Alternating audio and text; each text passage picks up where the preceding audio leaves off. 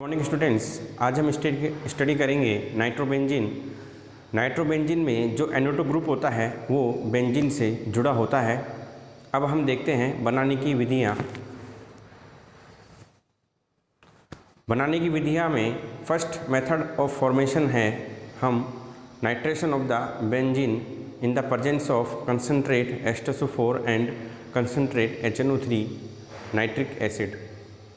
यहाँ आप देखेंगे कि जो H2SO4 एवं HNO3 की क्रियाविधि से हमें NO2 प्लस इलेक्ट्रोफाइल प्राप्त होता है। आप यहाँ देख रहे हैं कि जो H2SO4 है वो H प्लस देता है नाइट्रिक एसिड को। जो फर्स्ट स्टेप है वो फास्ट होता है। उसके बाद में जो सेकंड स्टेप है जिसमें NO2 प्लस इलेक्ट्रोफाइल के रूप में निकल रहा है वो स्लो स्टेप है। अब आप देखते हैं जो NO2 प्लस है वो बेंजीन रिंग पर अटैक करेगा तो यहाँ पर दो ट्रांजिशन स्टेट बनती है और एक मध्यवर्ती बनता है जिसे हम व्हील एंड मध्यवर्ती कहते हैं। ऊर्जा आरेख से आप इसे और समझ सकते हैं। सेकेंड स्टेप है मेथड ऑफ फॉर्मेशन का, वो है हम डाइजोनियम से नाइट्रोबेंजीन का निर्माण। पहले इसके अंदर हमें डाइजोनियम बनाना पड़ेगा। तो एनिलीन से हम डाइजोनियम बनाते हैं NaNO2 प्लस HbF4 की उपस्थिति में, एवं हमें जो टेम्परेचर है वो 0 डिग्री सेंटीग्रेड रखना होगा।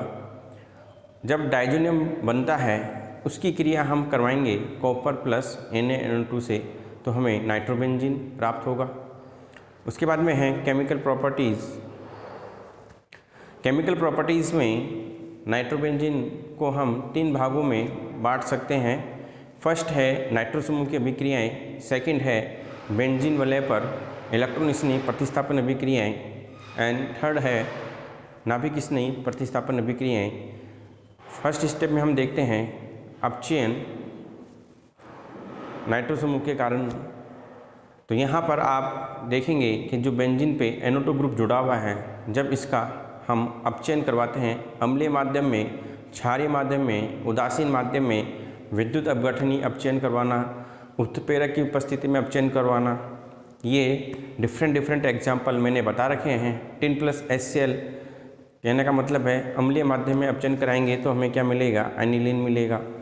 ऐसे आप देखिए उदासीन माध्यम में हम यूज कर रहे हैं iron plus water in gas form and zinc plus NH4Cl।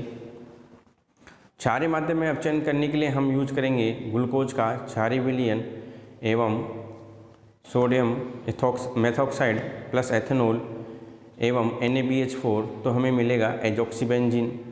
अगर आप LiLH4 लेंगे या SnCl2 प्लस NaOH लेते हैं तो एजोबेंजीन मिलता है।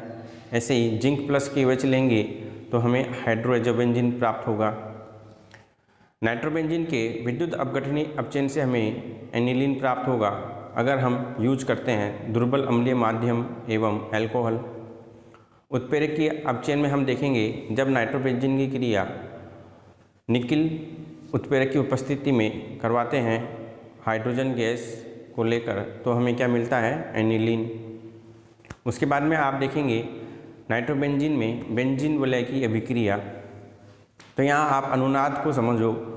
यहाँ पर जो नाइट्रोबेंजीन में NO2 प्लस है वो एक इलेक्ट्रॉन विड्रॉविंग ग्रुप है, जिसके कारण से ऑर्थो और पैरा पे धनात्मक आवेश आ जाता है एवं मेटा पर कोई आवेश नहीं आ रहा।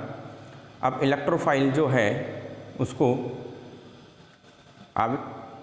उसको चार्ज चाहिए जो कि उसे मेटा पे ही मिलेगा, ऑर्थो पैरा पर नहीं मिलेगा। अतः जो इलेक्ट्रोफाइल है वो अटैक करता है मेटा स्थिति पर, न कि ऑर्थो और पैरा पर। ये डिफरेंट रिएक्शंस मैंने बता रखी है। फर्स्ट है नाइट्रेशन, जिसमें आप देखेंगे कंसनट्रेट HNO3 एवं कंसनट्रेट H2SO4 यूज करने पर मेटा पोजीशन पे क्या आ गया है, नाइट्रो ग्रुप आ गया। ऐसे ही सल्फोनीकरण, सल्फोनेशन में सांद्र H2SO4 की उपस्थिति में जो SO3H ग्रुप आ रहा है वो कहाँ आ रहा है, मेटा पे, न कि ऑर्थो और पैरा पर। ऐसे ही हैलोजनीकरण में आप देखेंगे जब chlorine plus AlCl3 aluminium chloride की उपस्थिति में रिएक्शन करवाते हैं नाइट्रोबेंजीन की, तो जो क्लोरीन है वो कहाँ आ रहा है, मेटा पोजीशन पर।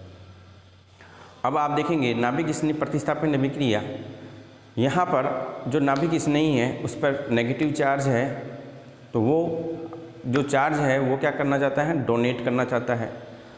अब यहाँ पर जो डोनेट करेगा तो जहाँ पे धनात्मक आवेश है वहाँ इजीली डोनेट कर पाएगा। तो ऑर्थो और पैरा पे धनात्मक आवेश है, इस कारण से जो नाभिक स्नेही प्रतिस्थापन अभिक्रिया होंगी वो कहाँ होंगी, ऑर्थो और पैरा पर। आप एग्जाम्पल से समझ सकते हैं। फर्स्ट एग्जाम्पल में आप देखेंगे जब OH- अटैक कर रहा है नाइट्रोबेंजीन पर, तो आप देखेंगे कि वो ऑर्थो और पैरा पे जा रहा है। ऐसे ही पोटेशियम एथोक्साइड जो है उसमें, या एथोक्साइड पोटेशियम एथोक्साइड है, वहाँ पर जो एथोक्साइड ग्रुप है वो ऑर्थो और पैरा पे जा रहा है। फिर हम देखते हैं ट्राइनाइट्रोबेंजीन का निर्माण, जो टोलुइन है जब उसकी क्रिया हम सधूम HNO3H2SO4 से करवाते हैं बार बार, तो हमें ट्राइनाइट्रो टोलुइन प्राप्त होता है। अब यहाँ पर ट्राइनाइट्रो टोलुइन में जो CH3 ग्रुप है उसका हम ऑक्सीकरण करवाएंगे, तो जो CH3 है वो COOH में परिवर्तित हो जाएगा, और फिर हम COOH ग्रुप को सोडा लाइम की सहायता से निष्कासित करते हैं, तो हमें ट्राइनाइट्रोबेंजीन प्राप्त होती है। अब है ट्राइनाइट्रोबेंजीन से हम पिक्रिक एसिड कैसे बना सकते हैं। इसका तरीका है कि जो ट्राइनाइट्रोबेंजीन है उसकी क्रिया जब हम ऑक्सीजन प्लस K3FeCN6 से कराते हैं तो हमें पिक्रिक एसिड प्राप्त होता है। और ट्राइनाइट्रोटोलुइन बनाने का तरीका एक बार फिर समझते हैं। जब टोलुइन की क्रिया सधूम HNO3 प्लस H2SO4 से करवाते हैं 50 डिग्री पर, तो हमें मोनोनाइट्रो उत्पाद मिलता है।